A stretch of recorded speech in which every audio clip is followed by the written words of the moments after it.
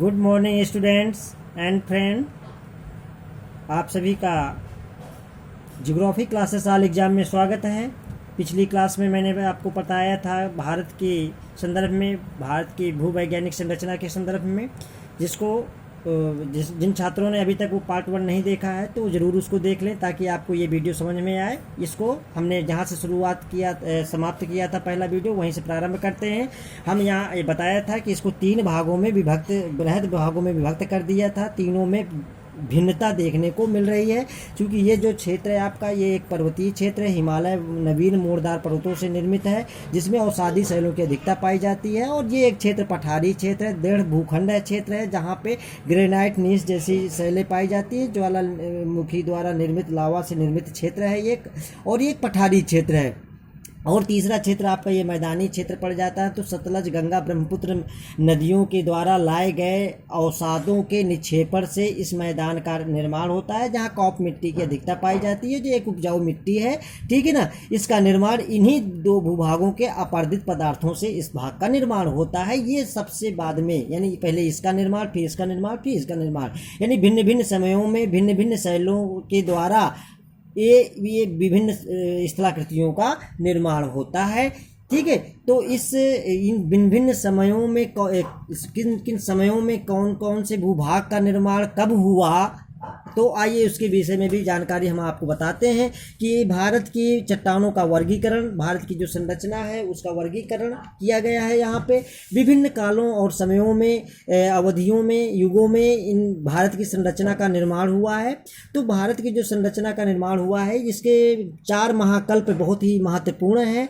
एक है आदि महाकल्प या आक्रीन चट्टानें, इसे हम वैदिक समूह की चट्टानें भी कहते हैं। हम बता दें कि आपको पहले भी मैंने बताया था कि भारत में जिस भूभाग का, जिस संरचना का, जिस शैल का जिस युग में निर्माण हुआ है, अधिकतर उसी युग के नाम पर उस शैल का नामकरण कर दिया गया है। इसीलिए इसको हम आदि महाकल्प या आक्रीन चट्टानें कहते हैं। ठीक है ना। तो इसमें इस महाकल्प में 2 युगों का विशेष महत्व रहा, एक आक्रीन क्रम, दूसरा धारवाड़ क्रम। ठीक है ना।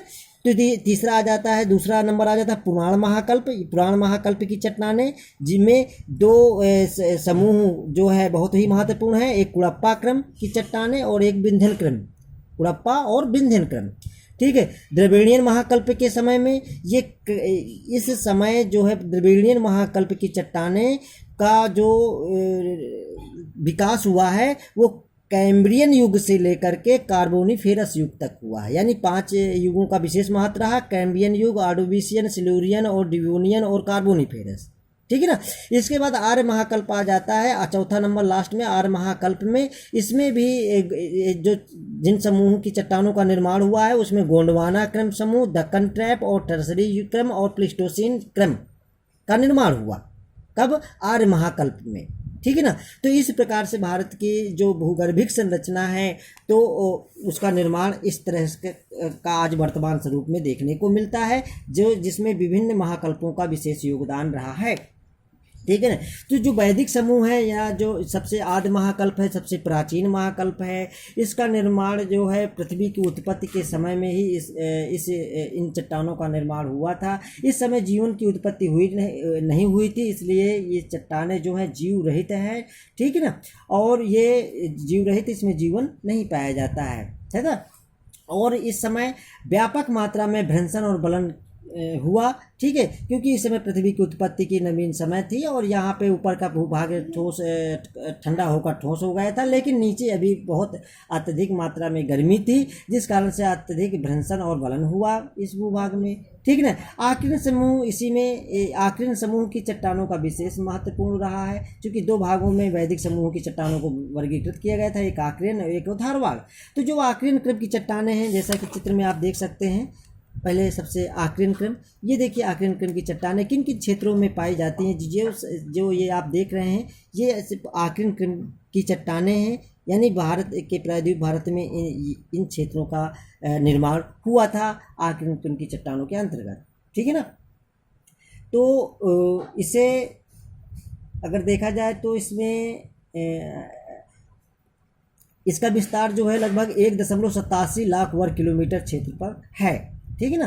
और ये मुख्य रूप से झारखंड, छोटा नागपुर पठार, मध्य प्रदेश, उड़ीसा, आंध्र प्रदेश, कर्नाटक, तमिलनाडु में राज्यों में भी पाया जाता है। इस क्रम की नीस चट्टानों को 3 वर्गों में रखा गया है। कौन कौन से? एक बंगाल नीस, बुंदेलखंड नीस और नीलगिरी नीस। ठीक है, 3 भागों में। इसके बाद आ जाता है धारवाड़ क्रम की चट्टानें। धारवाड़ क्रम की चट्टानों का जो आपके ये वैदिक समूह के अंतर्गत ही आता है, नंबर 2 था धारवाड़ क्रम।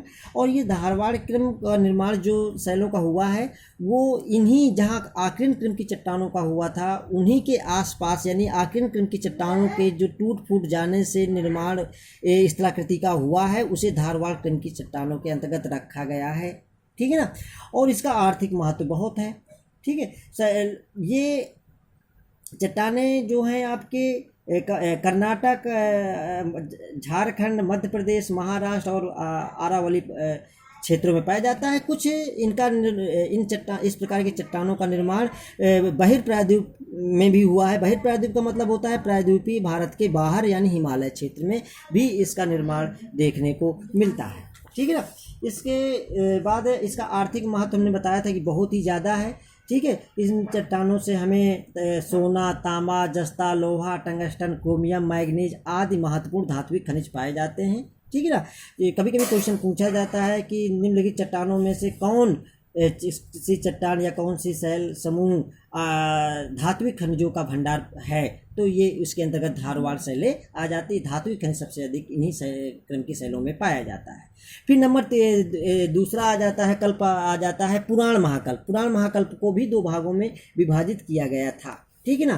तो इस समूह की चट्टानों का निर्माण धारवाड़ क्रम की चट्टानों के निर्माण के काफ़ी लंबे समय बाद हुआ था। ठीक है ना, जिसे हम पुराण समूह के अंतर्गत रखा है। ठीक है ना। तो आगे चलकर इनमें तमाम आंतरिक हलचलें हुई, चट्टानों का अपरदन भी हुआ। ठीक है, और जिस कारण से इसमें विभिन्न पर्वत श्रेणियों का निर्माण भी हुआ इसी समय। ठीक है, भू अवनतियों का भी निर्माण हुआ इसी समय आंतरिक हलचलों के कारण। ठीक है, तो इस प्रकार कुड़प्पा क्रम की चट्टानें, जो इन चट्टानों का नामकरण आंध्र प्रदेश के कुड़प्पा जिले के नाम पर हुआ है। कौन से? आंध्र प्रदेश के कुड़प्पा जिला है, उस नाम पर इसका नाम रखा गया, कुड़प्पा शैल। ठीक है ना, या कुड़प्पा बेसिन रखा गया। ठीक है, इसका विस्तार 22,000 वर्ग किलोमीटर क्षेत्र में है। कुछ स्थानों पर इनकी गहराई 600 मीटर या इससे भी अधिक पाई जाती है यहाँ पे। ठीक है ना, इससे भी अधिक पाई जाती है। इसके अंतर्गत सैल, स्लेट, क्वार्टजाइट तथा चूना पत्थर इस क्रम की प्रमुख चट्टानें हैं। इसका आर्थिक महत्व अगर देखा जाए तो इन चट्टानों के में आर्थिक महत्व इसका बहुत कम है। ठीक है, और इसमें लौह और मैग्नीज के भंडार पाए जाते हैं। इसके अलावा भी तांबा, कोबाल्ट, एस्बेस्टस, सीसा, चूना पत्थर, बालू पत्थर, संगमरमर आदि भी खनिज पाए जाते हैं। फिर अगर नंबर दूसरा आ जाता है विंध्यन, तो आपको विंध्यन के बारे में देख लीजिए कि किन किन क्षेत्रों में विंध्यन चट्टानें पाई जाती हैं। तो विंध्यन क्रम बालू पत्थर, सैल तथा चूना पत्थर की स्तरीकृत चट्टानों का एक विशाल क्रम है जो पूरा पश्चिम दिशा में विंध्याचल जो पर्वत है, जो विंध्याचल पर्वत श्रेणी के रूप में फैला हुआ है। इनका चट्टानों की गहराई लगभग 400 मीटर है। इन चट्टानों की गहराई लगभग 400 मीटर है। ये मुख्यतः परतदार चट्टानें ही हैं जिनका निर्माण जलीय निक्षेपों द्वारा हुआ है। अगर आर्थिक महत्व की बात करें तो इन क्रम की चट्टानों से बालू पत्थर, चूना पत्थर, चीनी मिट्टी और अग्नि प्रतिरोधी मिट्टी इन्हीं से प्राप्त होती है जो आग बुझाने के काम आती है। पन्ना, अनंतपुर तथा गोलकुंडा में इन्हीं चट्टानों से, वेरी इंपॉर्टेंट अंडरलाइन रखिएगा, हीरे भी मिलते हैं। हीरा आपको इन्हीं चट्टानों से मिलता है। कौन से? विंध्यन क्रम की चट्टानों से। ठीक है ना। इसे नंबर तीसरा आ जाता है आपका द्रविड़ियन महाकल्प, जो आपका ये आपका कंप्लीट हो जाता है। तीसरा आ जाता है द्रविड़ियन महाकल्प। इसको मैंने बताया था कि इसके 5 युग आते हैं इसके अंतर्गत, कैम्बियन, ऑर्डोविशियन, सिल्यूरियन, ऑर्डिवियन और कार्बोनिफेरस। इन समस्त युगों पर गोंडवाना समूह की प्रधानता रही है। इसलिए इन समयों में जिन जिन शैलों का निर्माण हुआ है उन समस्त शैलों में गोंडवाना समूह की शैलों की प्रधानता होने के कारण हम इनका अध्ययन गोंडवाना समूह के अंतर्गत ही कर लेंगे। ठीक है ना। तो इसके बाद हम अगला आ जाते हैं नंबर 4, आर्य महाकल्प। तो जब आर्य महाकल्प की बारी आती है तो इसमें देखते हैं कि आपको गोंडवाना, दक्कन, टर्सरी, प्लीस्टोसीन क्रम ये आदि आ जाते हैं। इस क्रम में को पार करते हुए आज वर्तमान स्वरूप को भारत ने प्राप्त किया है। तो कार्बोनिफेरस युग से लेकर प्लीस्टोसीन युग तक, ठीक है, स्थिति चट्टानों को आर्यन समूह के अंतर्गत सम्मिलित किया गया है। ठीक है। इस अवधि में भारतवर्ष में भौगोलिक एवं भूगर्भिक मानचित्र में उल्लेखनीय परिवर्तन हुए हैं। ठीक है ना। हम इस चित्र को भी बाहर निकाल लेते हैं। ठीक है। ये आपका है गोंडवाना, ये देख सकते हैं गोंडवाना शैल। तो मानचित्र में जैसा कि आपको दिखाई दे रहा होगा, इसी अवधि में हिमालय पर्वत का निर्माण भी हुआ है। गंगा सतलज के मैदान का निर्माण हुआ है। इस समूह की चट्टानों को 4 भागों में बांटा गया था। एक गोंडवाना क्रम, ठीक, इस क्रम की चट्टानों का निर्माण ऊपरी कार्बोनिफेरस युग से लेकर जुरैसिक युग के मध्य तक हुआ है। ऊपरी कार्बोनिफेरस युग में हार्सिनियन हलचलों के कारण महाद्वीपों के निर्माण हुआ। इसी समय हिमयुग का आविर्भाव हुआ, जिसके फलस्वरूप हिम नदियां हैं वो उच्च पर्वतीय क्षेत्रों को अपरदित करने में संलग्न हो गईं तथा अपरदित पदार्थ नदियों की घाटियों व ऐसे छिछले जलीय भागों में निक्षेपित होने लगे जहां दलदली भाग थे और वनस्पति आवरण था, जहाँ सघन वनस्पतियों का आवरण था। ठीक है ना। और उन जहाँ दलदली भागों में जलीय जीव भी निवास करते थे अत्यधिक मात्रा में, तो यहाँ पे ये अवसाद एकत्र होने लगा। ठीक है। इसके अलावा नदी घाटियों में भी इसका निक्षेपण देखने को मिला था कुछ बहुत। ठीक है। तो इन चट्टानों में जीवाश्म भी पाए जाते हैं, चूँकि दलदली क्षेत्रों में इसका निक्षेपण हुआ था अधिक से अधिक। ठीक है। आगे ये वनस्पतियां जो हैं इन्हीं अवसाद में दब गईं और दबने के बाद आज जो हमें कोयला प्राप्त होता है, इन्हीं दबी हुई वनस्पतियों से ही हमें कोयला प्राप्त होता है। कब? ये जो गोंडवाना क्रम की चट्टानों से ही हमें कोयला प्राप्त होता है, क्योंकि इसी समय हिमयुग के कारण अत्यंत मात्रा में अपरदन हुआ, अत्यधिक मात्रा में अपरदन हुआ, जिससे वनस्पतियां दब गईं और आगे चलकर कालांतर में यही वनस्पतियां कोयले का रूप धारण कर लिया और इन चट्टानों से हमें कोयला प्राप्त होता है, जो आर्थिक रूप से बहुत ही महत्वपूर्ण है। ठीक है ना। इसके अलावा भी बलुआ पत्थर, शैल, चीका की भी प्रधानता गोंडवाना क्रम की शैलों पर रहती है। ये इनका जो निर्माण है दामोदर घाटी, महानदी, गोदावरी आदि घाटियों में इसका निर्माण अत्यधिक मात्रा में हुआ है। ठीक है ना। ये इस चित्र में आप स्पष्ट रूप से देख सकते हैं। ठीक है ना। तो घाटियों में भी इसका निर्माण हुआ। आर्थिक महत्व तो आप समझ ही रहे हैं कि आर्थिक दृष्टि गोंडवाना क्रम की चट्टानों का विशेष महत्व है, क्योंकि देश का 98% कोयला जो वर्तमान औद्योगिक सभ्यता का एक आधार है, इन्हीं चट्टानों से हमें प्राप्त होता है। कोयला के अतिरिक्त इमारती पत्थर, चीका मिट्टी तथा लौह अयस्क भी हमें इनसे थोड़ा बहुत मात्रा में प्राप्त हो जाता है। ठीक है ना। इसके डक्कन ट्रैप आ जाता है। जो डक्कन ट्रैप है, तो जैसा मैंने बताया था, डक्कन ट्रैप का अर्थ है, स्वीडिश भाषा में अगर देखा जाए तो सीढ़ी नुमा आकृति से होता है। तो ये भाग जो है, और डक्कन का अर्थ होता है लावा निर्मित स्थलाकृति, और ऐसी लावा निर्मित स्थलाकृति जिसकी आकृति सीढ़ी नुमा हो, तो उसे हम कहते हैं डक्कन ट्रैप। आप समझ गए होंगे, डक्कन से आशय सीढ़ी नुमा आकृति। डक्कन का मतलब है ज्वालामुखी लावा निर्मित क्षेत्र, भूभाग, और ट्रैप का मतलब है सीढ़ी नुमा। इसका मतलब यह लावा निर्मित सीढ़ी नुमा भूभाग है। ठीक है ना। जो प्रायद्वीपीय भारत के उत्तरी पश्चिमी भाग में तापी नदी की घाटी के दक्षिण में लगभग 5 लाख वर्ग किलोमीटर क्षेत्र पर एक त्रिभुजाकार रूप में फैला हुआ है, और इसे डक्कन ट्रैप के नाम से जाना जाता है। इसका निर्माण क्रिटेशियस युग के अंतिम काल में ज्वालामुखी उद्गार से निःसृत लावा के लावा से हुआ है, ठीक है ना।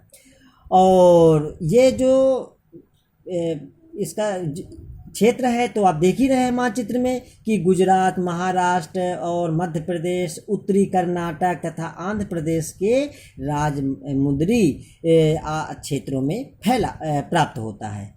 इनका आर्थिक महत्व, इस क्षेत्र में भवन व सड़क निर्माण हेतु उत्तम पत्थर प्राप्त होता है। कुछ स्थानों पर मणिक भी मिलता है, ठीक है ना। इसके अलावा फिर आ जाता है हमारा टर्सरी क्रम की चट्टानें।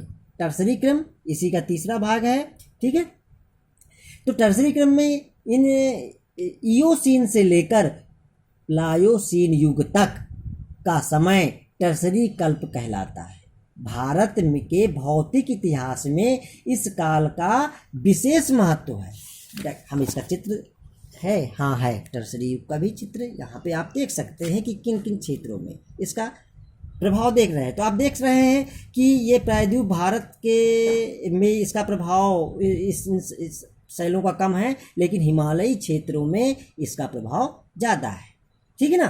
तो भारतीय उपमहाद्वीप की भू आकृतियों का आविर्भाव जो है हुआ है टर्सरी युग में, और हिमालय में भी इसका प्रभाव देखने को मिल रहा है। आर्थिक महत्व, इस युग की चट्टानों से लिग्नाइट कोयला, पेट्रोलियम और मुल्तानी मिट्टी व गेरू आदि खनिज हमें इनसे प्राप्त होते हैं, ठीक है। क्षेत्र को आप आसानी से देख सकते हैं कि टर्सरी शैलें कहाँ से प्राप्त होती है। प्लिस्टोसीन क्रम आ जाता है अंत में आपका प्लिस्टोसीन आ जाता है। भारत में लगभग 64,000 वर्ग किलोमीटर क्षेत्रफल, 64,000 वर्ग किलोमीटर क्षेत्रफल देख रहे हैं मानचित्र में प्लिस्टोसीन क्रम के निक्षेप पाए जाते हैं, जो मुख्य रूप से नदियों द्वारा लाकर निक्षेपित किए गए हैं।